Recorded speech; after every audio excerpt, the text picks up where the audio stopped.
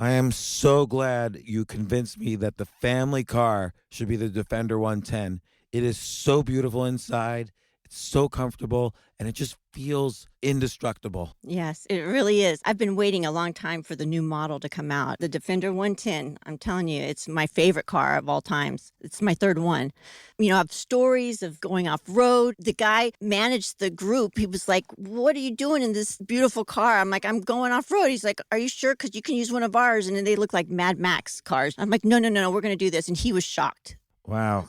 Well, it's great because the Defender has been reimagined for 21st century adventure, and its unparalleled off road ability, as well as its robust interior, are invaluable whether you're headed towards uncharted territory or just a weekend of exploration. The Defender 110 tackles challenging surroundings with absolute confidence. The SUV conveys strength outside and in, featuring peerless technology like an intuitive driver display and an award-winning infotainment system. That's my favorite part, to keep you connected no matter where the journey takes you.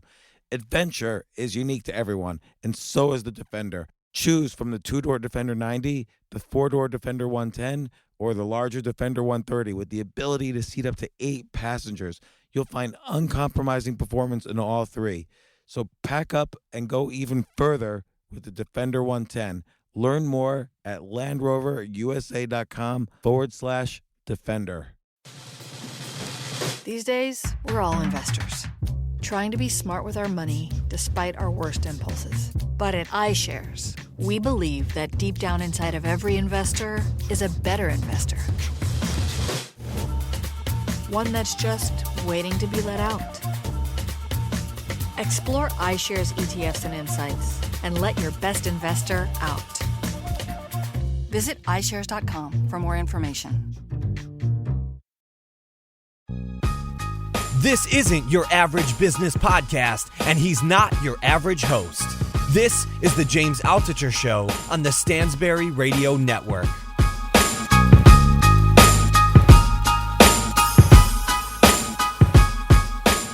This is James Altucher at the James Altucher Show. Really happy to have a very special guest, Carol Leiffer. Carol, welcome to the show. Thank you, James. Now, Carol, we're here mostly because you just wrote an excellent book, How to Succeed in Business Without Really Crying: Lessons from a Life in Comedy. But I think many people know your work, but might not know your name. So I just kind of want to go over all of the things you've done in the past 30 or 40 years. Okay. Your main thing probably that people know of is that you've written many episodes of the TV series Seinfeld.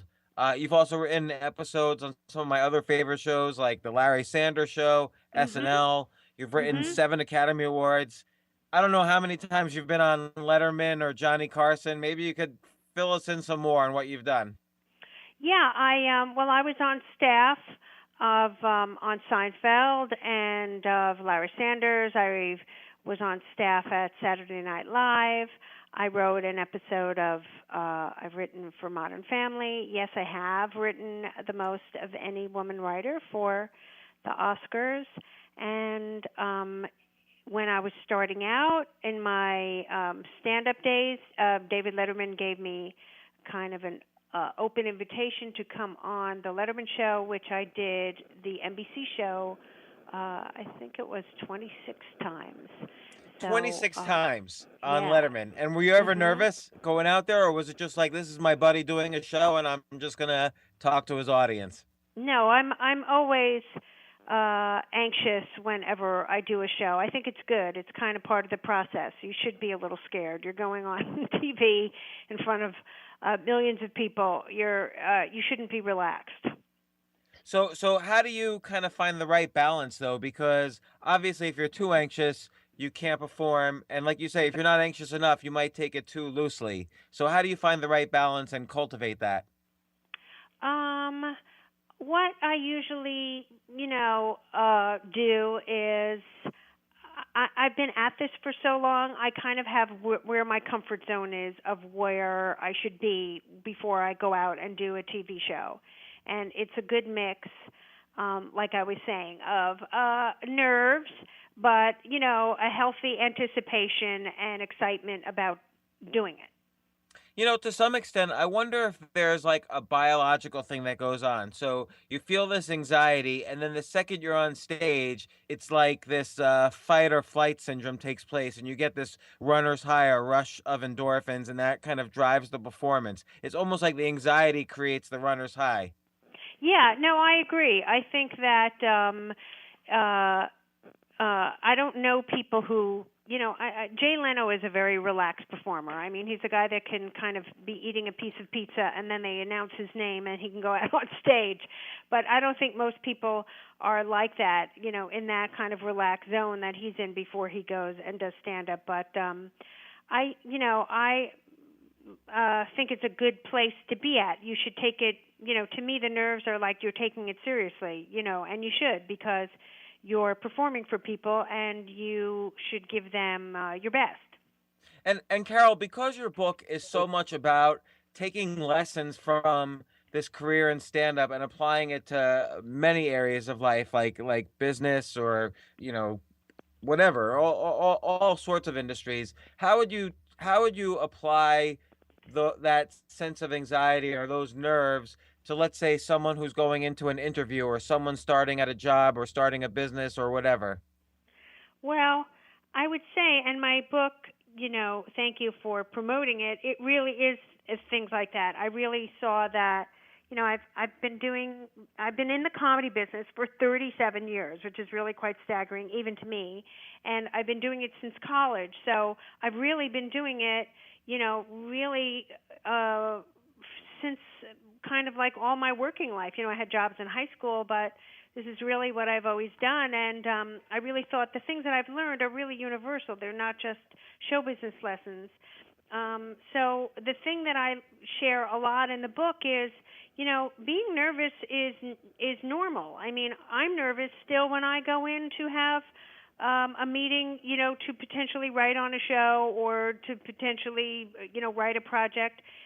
You should be nervous. So I tell people to don't be hard on yourself if you're nervous, because what's happening is right. If you're not a little bit hepped up about it, then I think maybe you're going in a little too cocky or Right, a little but too. if you're too nervous, is there a way to kind of calm down to, like you say, that I don't like the words the comfort zone too much, but like the sweet spot of nervousness? Right. I think a lot of this stuff too is really practice, and that's the good answer and the unfortunate answer, because the only way that you get better at it is by going on job interviews and having a million meetings and that kind of thing, because then it becomes second nature to you. So you kind of have to just kind of give yourself a break and know that maybe your first few interviews, I couldn't pick up a water bottle. Like, they give me some water in a meeting. I couldn't do it because I would feel like, my hands are going to shake when I pick up this, water bottle. So everybody's had those moments. And Carol, I just want to mention to the audience, you were rejected 22 times in a row when you tried out for Johnny Carson. So this is clearly something you practiced. Yes, absolutely. And the other thing that I talk about in the book and encourage people about is, you should be failing in your career, because everybody fails. And if you're not failing, you're kind of not doing something right, because it's through those failures that you really get better and learn what you're doing more. So I always say to people, don't be afraid to fall on your face, because that's part of the process. Nobody has a career where it's just success after success after relaxed interview, sailing through everything. That's not how it is. And for some reason, people think it's supposed to be that way, but it's not. It's true. And, I thought a really powerful statement in your book was you had this very important thing happening. I think it was the premiere of a show that you had worked on, and it's on page 167 of your book. Jerry Seinfeld comes up to you. He's there for support, and he says to you, Carol, there's not just one thing. Right. and I think that applies to this. Like, people always say to me, like, oh, this is my one shot at my dream job. There's no such thing as the dream job. There might be like many great jobs you could have, but what he said is really important. Like, there's not just one thing. You're always going to go on to the next thing, and you've proven that in all the variations of your comedy career. Comedy is like an umbrella for your career. It's not the one thing you did. Right, exactly. And, that really was great advice from Jerry Seinfeld because that really is so true. You can set your sights on so many, oh, this is it. This is the one thing that's going to make or break me. And I've known so many people who, from not getting a certain job they had their sights set on, out of the blue came the dream job, or some other strange set of circumstances contributed from that failure, per se, in quotes, to something incredible happening.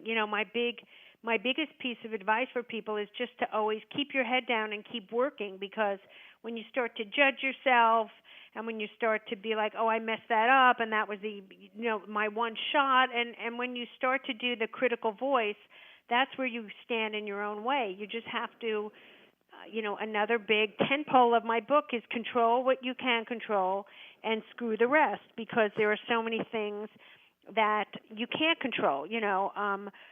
I go up for writing jobs still, and jobs that I want, and I don't get them, but I go in prepared. I know the show. I know the ideas that I want to pitch, and then whether they hire me or not, well, that's up to them. I don't have control over that, so I let that part go. But I control what I can, which is being prepared and giving a good meeting. I think, judging from your book, I think you're underplaying a little bit what you do, because an important part of your book, I've noticed, is the application of kindness towards finding success in your career. And you have a great example. I think it was with the Larry Sanders Show, or you at first didn't get the job you wanted, and then you ran into Gary Shandling, and you didn't criticize anybody. You didn't get upset. You kind of rolled with it, and then you ran into Gary Shandling later, and you were like, "Oh, it's too bad I didn't get this. I really wanted to work with you." And then the next thing you know, you got the job. Yeah, that was a very good recollection of what happened. I didn't get the Larry Sanders Show.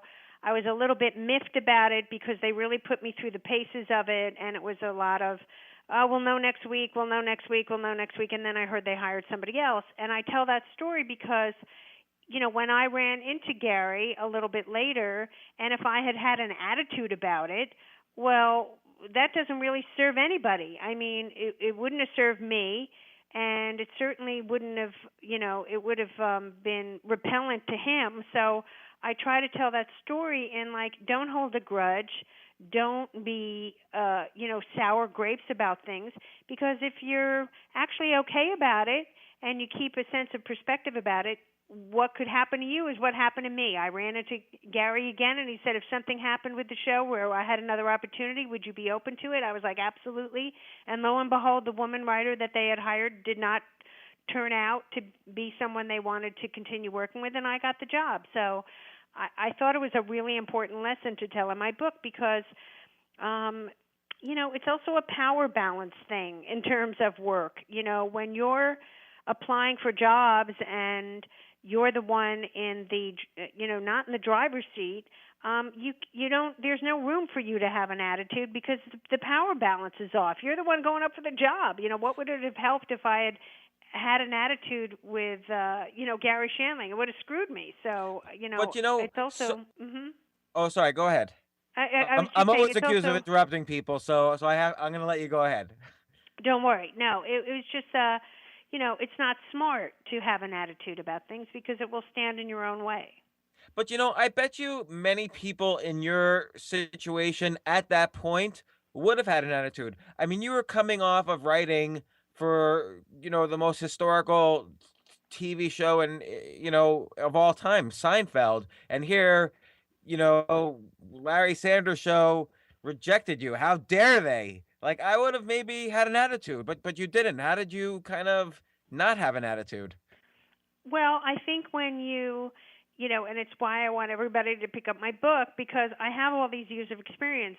When you see that it doesn't serve you at all to have an attitude about these things, and then also, the workplace, you have to go in kind of knowing the ground rules. The ground rules are, I go up for a job, and the other side of it is they get to pick whoever they want, whether it's me or not. And that's how it is. That's how it's fair. So I don't really it doesn't serve me to have an attitude about not being hired, because then I'm not playing by the rules. Remember, the rules are I go up for the job and then they get to hire me or not. Right. So it's almost like your prior resume is okay, but at the end of the day, you don't know what you're up against. Like you say, at one point, you could be up against 100 relatives or of the producer, or 100 people, smarter, younger, different, whatever. You don't know who you're up against even. Right. You never know. You never know who you're up against.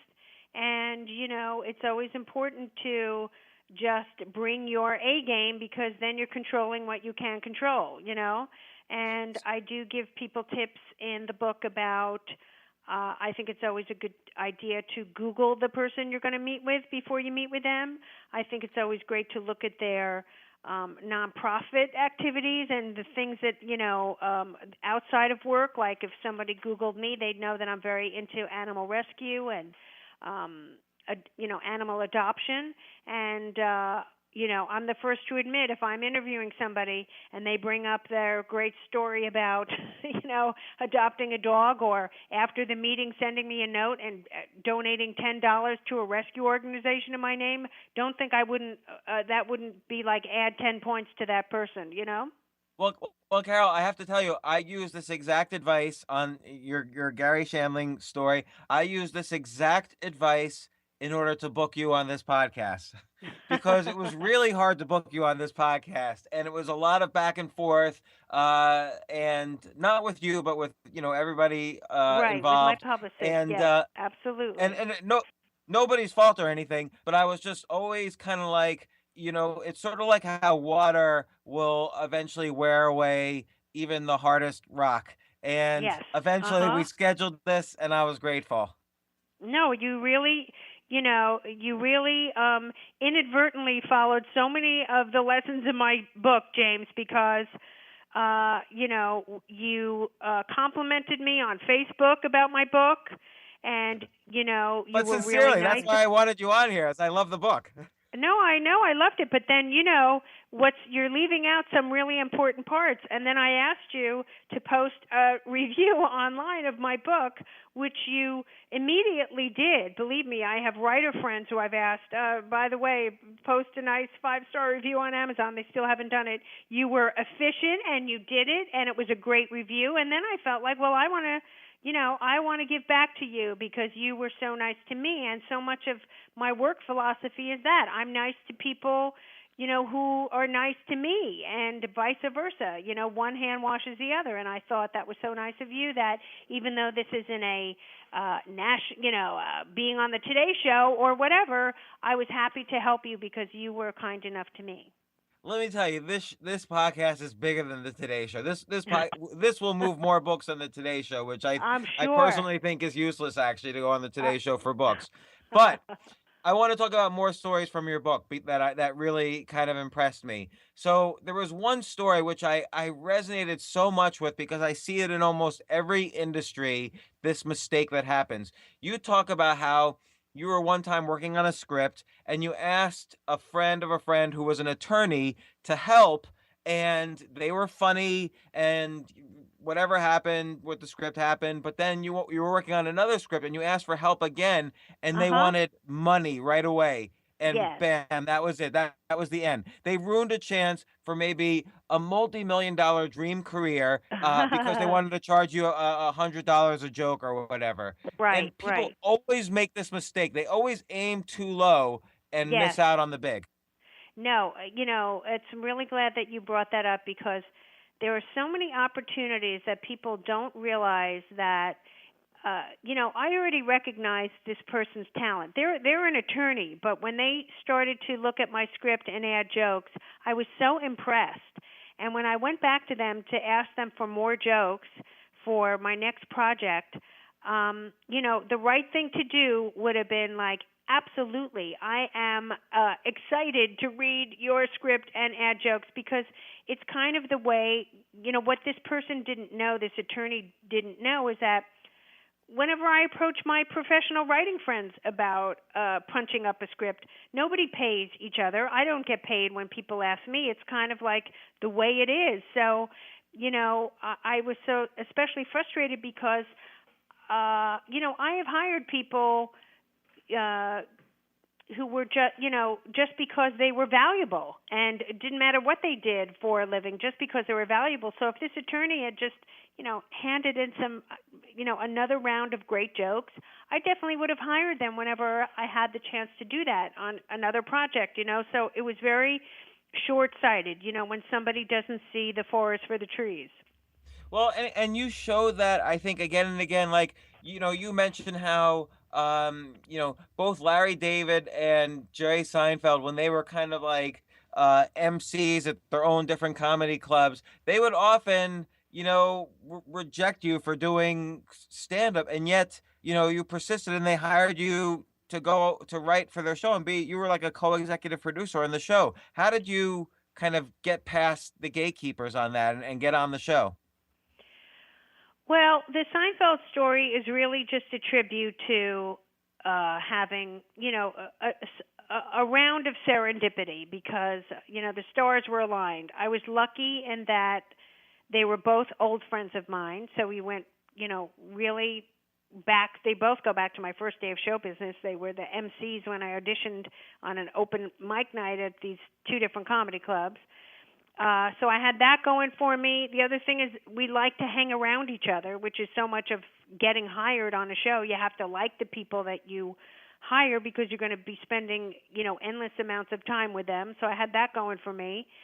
And then third one was, kind of a strange piece of weirdness going on for me. They wanted people who'd never written on sitcoms before. So I was lucky because I hadn't written on a sitcom yet, and they were specifically looking for people who were new to sitcoms and had a fresh take, on it. So I got lucky that way too. So Well, that's interesting, because you obviously weren't new to writing comedy. You had been doing it for many years. What's the difference between writing for stand up and writing jokes or concepts for a sitcom? Oh, well, they're really very two different animals. I know great people who are great stand-ups who could never in a million years write a sitcom, and vice versa. I know so many great sitcom writers who, would be disasters as stand-ups. Each thing has its own kind of skill set, So writing stand-up doesn't really translate to writing for a TV show, Well, there was one of your shows that I just really loved. It's one of my favorite Seinfeld episodes, the one where George needs a deaf woman at a party to kind of read lips of his girlfriend across the room. I thought that Right, was just right. a brilliant concept, and that would work in stand up, don't you think? Like, there's a way to apply that in stand up. I don't know. I don't know about that. I don't know about that, James. That's hard Now, did because that actually happen to you, that event, like in your real life?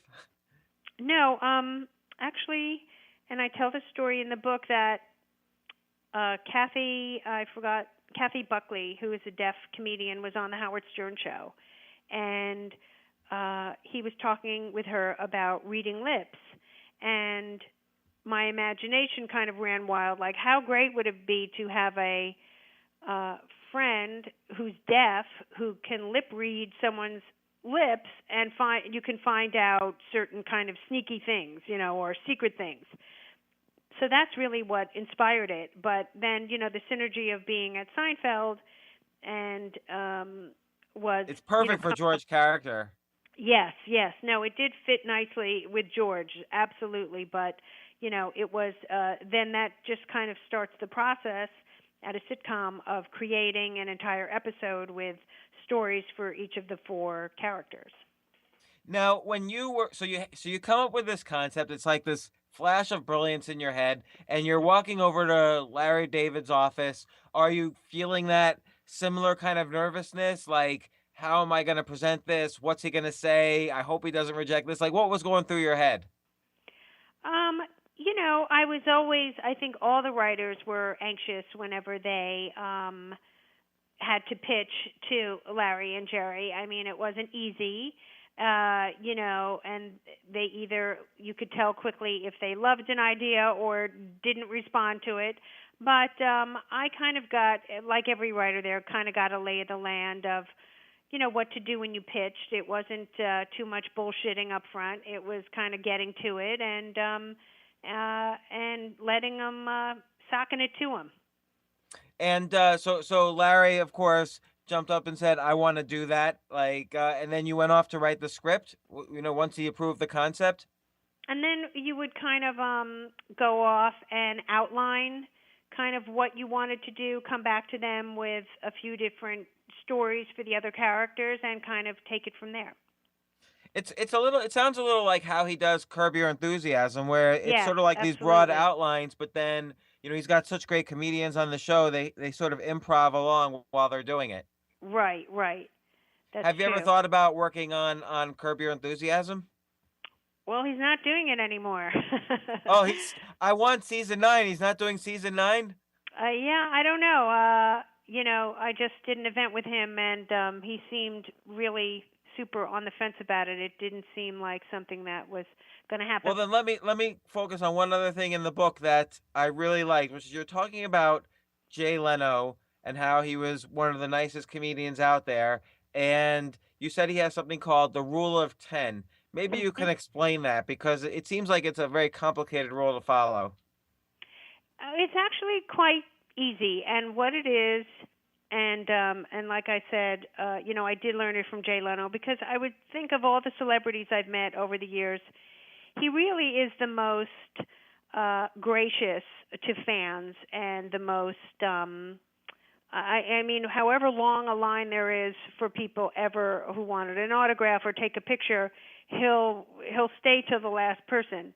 And he just talked about the rule of 10 being for every person that he gives an autograph to, it's really not just one person that he's made a fan of. It's kind of 10 people because that person will go back and they'll tell 10 people that, wow, Jay Leno was really nice and he took a picture with me and he signed, whatever picture I had.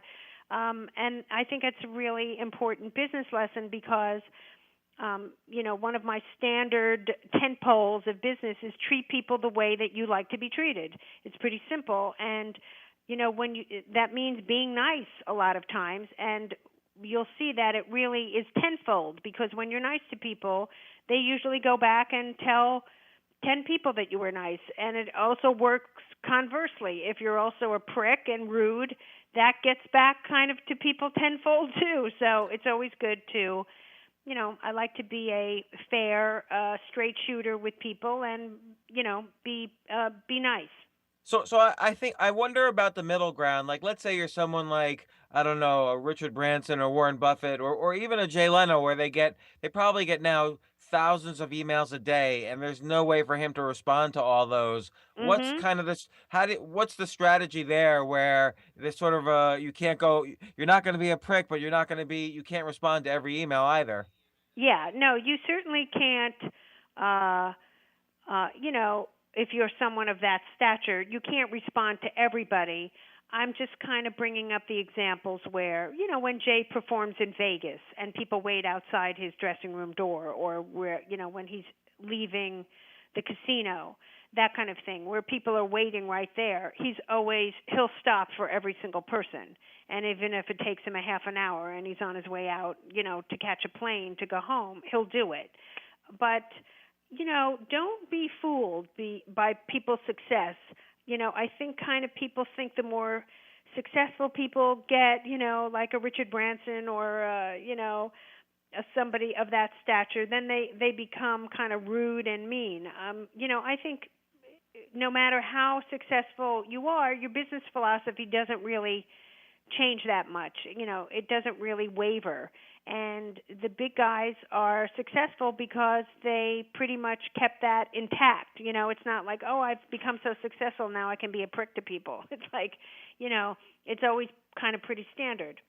So I want to be respectful of your time. We're at the 2-minute or the 1-minute warning now. Okay. How to Succeed in Business Without Really Crying. It's an excellent book. I cannot believe some of the blurbs you got on this. My favorite people in the world: Judd Apatow, Seinfeld, Sarah Silverman, Chris Rock, J.J. Abrams took a break from writing both Star Wars and Star Trek to write a blurb for your book. So Thank you. this is really incredible, and it's a testament to what you're saying in the book that these are what people are doing for you. Larry David, Paul Reiser, Dave Letterman. So thanks again for coming on my podcast, spending the time. My pleasure. And thank you for being so nice and respectful of me. And, when I asked you to post a review, you were kind enough to do it. And then I was happy to do your podcast. I think you have really great instincts and you're really smart. Thank you very much. I'll take that as a compliment. Absolutely, you should. Well, good luck, and hopefully we'll have you on again at some time. Okay, thank you. Thanks, Carol. Bye. For more from James, check out The James Altucher Show on the Stansberry Radio Network at stansberryradio.com and get yourself on the free insiders list today.